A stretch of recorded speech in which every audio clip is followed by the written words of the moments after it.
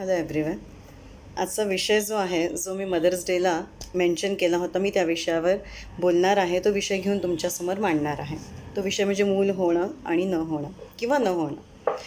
तर हा विषय खूपच नाजूक विषय आहे, पण तरी मला तो विषय बोलायचा आहे, इथे मांडायचा आहे.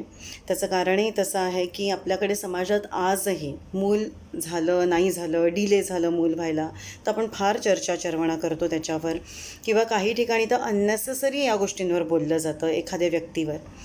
तर इथे दोन गोष्टी येतात. एक आहे ती एक चॉईस आहे किंवा निर्णय घेतलेला असतो कपल्सनी किंवा कपल्सपैकी एकाने, आणि दुसरा असतो तो बायोलॉजिकल इश्यूज असतात. तर इदर ऑर. तर मला असं वाटतं की हा आपला डायरेक्ट जर विषय नसेल, आपल्या खूप जवळची जर ती व्यक्ती नसेल आणि त्या विषयाला हात घालण्याची गरज नसेल, तर आपण नाही तो गेला पाहिजे विषय, किंवा चर्चा नाही केली पाहिजे त्याविषयी.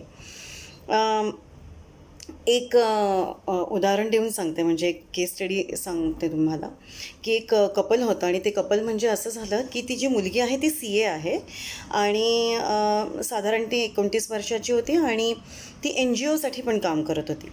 तर तिची परिस्थिती म्हणजे आता त्याच्यामागे मी खूप जास्त डिटेल जाणार नाही, पण तिचं अपब्रिंगिंग जसं होतं, तर तिच्या मनात लहानपणापासून होतं, जसं तिला कळायला लागलं की मला काम करायचं आहे, काहीतरी असं काम करायचं आहे की जिथे समाजासाठी म्हणजे काही काम करायचं आहे, अनाथ मुलांसाठी काम करायचं आहे, मुलींसाठी काम करायचं. आणि तिने खरंच जेव्हा ती CA झाली आणि जेव्हा तिने तिची फर्म उघडली, ती सगळं काम करायला लागली आणि स्वतः पैसे कमवायला लागली व्यवस्थित इनफ, तर तिने ते NGOमध्ये ती काम करायला लागली, आणि इनिशिएटिव्ह घेऊन सगळा त्यांचा खर्च मुलांचा. आणि एवढंच नव्हे, तर तिचा एक डेडिकेटेड शेड्यूलमध्ये तिचं टायमिंग होतं, आणि त्याप्रमाणे ती त्या मुलांना वेळ द्यायची. क्वालिटी टाईम असायचा तो, कारण ती CA आहे त्यामुळे तिला काम भरपूर असतं, पण ती कधीच त्या शेड्यूलमध्ये एक्सक्यूज नसायचं तिचं. त्या मुलांना भेटणं, त्या मुलांशी बोलणं, त्यांच्या ज्या काही पर्सनल असतील किंवा त्यांचे अगदी हेल्थ इश्यूज असतील, एज्युकेशनल काही त्यांना अडचणी येत असतील, सगळ्या विषयांवरती मुलं इतकी मनमोकळेपणाने तिच्याशी बोलायची. तर या गोष्टीमध्ये ती खूप खुश होती. तिने लग्नाचा दूरवर विचार केला नव्हता. मारवाडी फॅमिली होती, आणि खरं तर लग्नाच्या मागे तिच्या लागलेले होते, आणि तिने स्पष्ट सांगितलं होतं, मुलगा जर मला माझ्या अप्रोप्रिएट मिळाला, माझे जे विचार आहेत त्यांना जुळणारा, तरच मी लग्न करेन, ना तर मी लग्न करणार नाही. आणि असं झालं की NGOचं हे काम करता करता तिची एकाशी ओळख झाली. जो मुलगा होता तो फायनान्समध्येच होता, एका कंपनी थ्रू त्याला इनिशिएट करून सगळ्या या गोष्टी करायच्या होत्या. त्या NGOसाठी काम करायचं होतं, आणि त्यांना देणगी द्यायची होती. तर या मुलीशी ओळख झाली, या CA मुलीशी.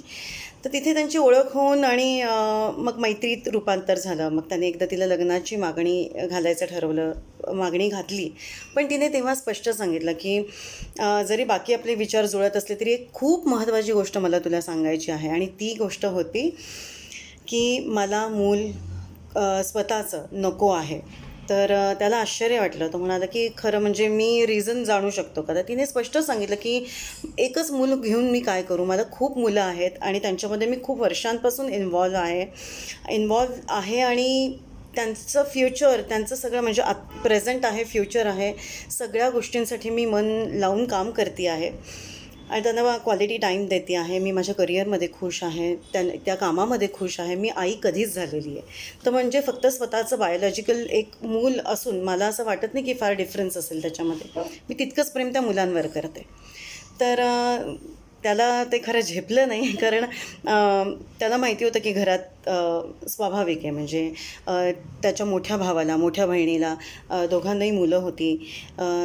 तर स्वाभाविक आहे याच्याकडनं सुद्धा ती अपेक्षा असणार आहे. एक साधी सिम्पल फॅमिलीची जी अपेक्षा असते, निदान एक तरी मुलं असावं. आता पूर्वी निदान होती 7-8 मुलं होती, नंतर रिड्यूस झाली 3-4, नंतर 2, मग 1, तर निदान एक तरी मुलं असावं. सो तो म्हणाला की ठीक आहे, मी विचार करतो याच्यावर. पण ती म्हणाली तुला तुझ्या घरच्यांशी आधी बोलावं लागेल माझ्याशी लग्न करायचं असेल, कारण माझी एकमेव अट आहे, मी माझ्या बाकी सगळ्या ड्युटीज करेनच घरातल्या, मला काहीच तो प्रश्न नाही आहे. आणि त्याने ठरवलं की घरी सांगायचं नाही, कारण त्याला ती मुलगी इतकी आवडली होती, कारण घरी सांगितलं तर आधीपासूनच नकार घंटा सुरू होईल. सो त्याने ठरवलं की पुढचं पुढे बघू, लगेच काही गडबड करायला नको, आणि लग्न झालं. लग्न झालं आणि ठीक आहे, आता पूर्वीसारखे लोक खूप लगेच विचारत नाही की झालं नाही झालं नाही, मूलबाळ झालं नाही. 1 वर्ष होऊन गेलं, 1.5 वर्ष होऊन गेलं, 2 वर्ष व्हायला लागली, तरीसुद्धा यांचं काही न्यूज येईना म्हटल्यावर आई वडील सगळेच जण आजूबाजूला, बहीण भावंड, वहिनी, सगळेच जण विचारायला लागले की काय रे, काहीच नाही, आता तर 1.5-2 वर्ष होत आले. तर तो काही बोलेनासा झाला आणि तो असं म्हणजे आता टेन्शन आलं होतं की मी खरं तर तिने मला विश्वासात घेऊन आधीच सगळं क्लिअर केलं होतं, पण मी क्लिअर केलेलं नाही आहे. So ball is in my court now. तर आता त्याला चॅलेंजिंग वाटायला लागलं आणि बायकोनी त्याला स्पष्ट सांगितलं, माझ्या कानावर हे कधीपासून येतं आहे, म्हणजे याचा अर्थ तू ही गोष्ट स्पष्ट घरात केलेली नाही आहे, त्यांची चूकच नाही आहे त्याच्यामध्ये, पण तू आता ठरव काय करायचं ते. तर पण जबरदस्तीने मी मूल होऊ देणार नाही आणि मी तुला आधीच सांगितलं की मी या एवढ्या मुलांची आई ऑलरेडी झालेली आहे, मला माझ्या मुलावर अन्याय होऊ द्यायचा नाही आहे. तर त्यांनी शेवटी विचार केला आणि घरात सगळ्यांना सांगण्याचं ठरवलं. घरात आता मात्र असं झालं होतं की मीटिंग भरली मोठीच्या मोठी, म्हणजे सासूबाई, म्हणजे त्याची आईवडील, अजून नातेवाईक, बहीण भाऊ, सगळेजण, इतके सगळेजण जमले, 15-20 जणं जमली आणि एवढी मोठी मीटिंग झाली. त्या दिवशी सून घरी आली, मुलगा यायचा होता आणि आल्या आल्या तिला सांगण्यात आलं की इथे बस, आम्हाला तुझ्याशी महत्त्वाचं बोलायचं आहे. तिला थोडासा अंदाज आला होता. तिने एवढंच सांगितलं की नवरा आल्याशिवाय हे डिस्कशन पुढे जाणार नाही आणि नंतर तिच्या नवऱ्याला फोन करून इमिजिएटली बोलवून घेतलं. मीटिंग झाली. त्या मीटिंगमध्ये त्यांनी सगळ्यांनी मांडलं की अजून तुमचं काय ठरतं आहे, तुम्ही या विषयाला पूर्ण टाळताय. तेव्हा तिने एकच सांगितलं की तुम्ही तुमच्या मुलाला विचारा, आणि त्यांनी सगळ्यांसमोर सांगितल्यावर सगळ्यांना धक्का बसला. म्हणजे इतके दिवस आपण सुनेला गृहीत धरत होतो किंवा तिच्यावर दोष देत होतो, तर आपल्या मुलानेच ही गोष्ट लपवली होती. तिने एवढं स्पष्ट सांगू नये, पण तरीसुद्धा या गोष्टी आहेतच. सो टिपिकली तिच्यावर सगळे ब्लेम झाले की असं नाही, मग आम्हाला तूही सांगायला काय हरकत होती, आणि या सगळ्या गोष्टी शेवटी तिच्यावरही थोड्या शेकल्या गेल्या. आणि मग मात्र तिने सगळ्यांसमोर तोंड उघडलं. तिने सांगितलं, मग तिने विचारलं एक गोष्ट. तिची जी नणंद आहे, सख्खी नणंद आहे, आणि जी भावजं आहे, त्यांच्या मुलांना सांभाळायला 24 तास तिथे बाई असते. म्हणजे त्यांच्याकडे एक बाई राहते, जी बाई ते मूल झाल्यापासून सांभाळते आणि या दोघीजणी करिअर करतात. तर तिने एकच गोष्ट सांगितली की माझी सख्खी नणंद आणि माझी जर म्हणजे भावजय आहे, माझी जाऊ आहे, या सगळ्याजणी जर मूल सांभाळण्यासाठी, त्यांना 2-2 मुलं झाली आणि त्यांना सांभाळण्यासाठी जर 24 तास बाई इथे घरात असते, त्या स्वतः करिअर करतात, आणि माझं या सगळ्यावर कशावरच ऑब्जेक्शन नाही आहे रादर, पण त्या किती क्वालिटी टाईम मुलांना देऊ शकतात. कारण मी सगळ्यांचं रुटीन खूप जवळनं बघितलं एवढ्या 1.5-2 वर्षात. त्या मुलांना बिलकुलच आई वडिलांचा नीट वेळ मिळत नाही. ती मुलं कशी वागतात, बोलतात, हे मी जवळनं बघते. मग या सगळ्या गोष्टी असताना तुम्ही मला दोष देताय, पण माझं जे कमिटमेंट आहे इतक्या वर्षांचं, इतक्या महिन्यांचं माझ्या मुलांसाठी, तर त्या मुलांना मी कधीच, म्हणजे माझ्या प्रायोरिटी लिस्टमधनं कधीच मागे ठेवलं नाही. माझ्या कामामध्ये सुद्धा मी कधी कुठे काही कमी जास्त केला नाही, पण तरीसुद्धा मला कॉम्प्रोमाइज थोड्याफार कधी तिथे गोष्टी कराव्या लागल्या तरी मी करते, पण चालत्या बोलत्या त्या जीवांना मात्र मी कधीही मागे सारत नाही, कारण त्यांना आज माझी गरज आहे. ते माझ्याशी तितके अटॅच्ड आहेत. सो माझी कमिटमेंट जी वेळेची असते आणि जो क्वालिटी टाईम मी त्यांना देते, तो मी कधीच आत्तापर्यंत टाळलेला नाही आहे. पण आपल्या घरातच मी ही उदाहरणं बघितलेली आहे.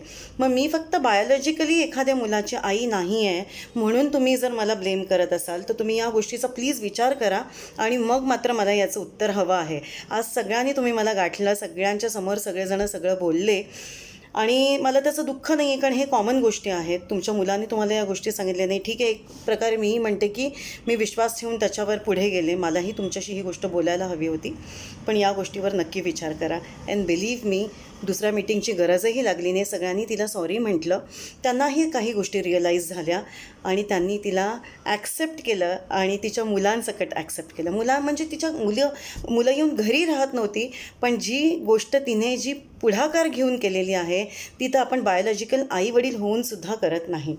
इतकी मोठी गोष्ट आहे ही खरं तर. म्हणजे मला असं वाटतं की आपण आपला दृष्टिकोन बदलला पाहिजे. प्रत्येकाचा दृष्टिकोन आहे. मूल होणं न होणं ही जर चॉईस ठेवू शकत असो, आणि आपल्या आतलं वात्सल्य जे आहे, ममता जी आहे, प्रेम आहे, ते कमी होतं का? तर नाही. दुसऱ्याचं मूल बघून होतं. अगदी प्राणी पक्षी बघूनसुद्धा आपल्याला माया येते. म्हणजे एखादं छान छोटंसं बर्ड बघितलं, आई बघितली त्याची भरवताना, त्याला आपल्याला किती छान वाटतं ते बघताना. मग मला असं वाटतं की डायरेक्ट जर आईवडील होण्यावर आपलं ऑब्जेक्शन असेल तर आपण विचार केला पाहिजे आणि डायरेक्ट ह्या विषयाला हात न घालता जर ओळख झाली, जर विषय निघाला आणि मग त्या विषयातनं कळलं तर गोष्ट वेगळी. आपल्याला क्युरॉसिटीच जास्त असते लोकांच्या निजी आयुष्याबद्दल किंवा पर्सनल आयुष्याबद्दल जाणण्याची. मला वाटतं या गोष्टी कुठेतरी हळूहळू कमी झाल्या पाहिजे आणि कुठेतरी थांबल्या गेल्या पाहिजे.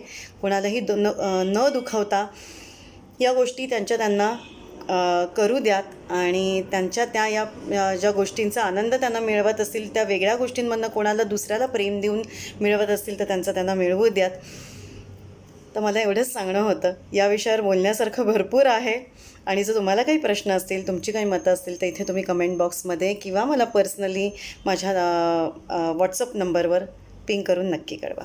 Thank you so much.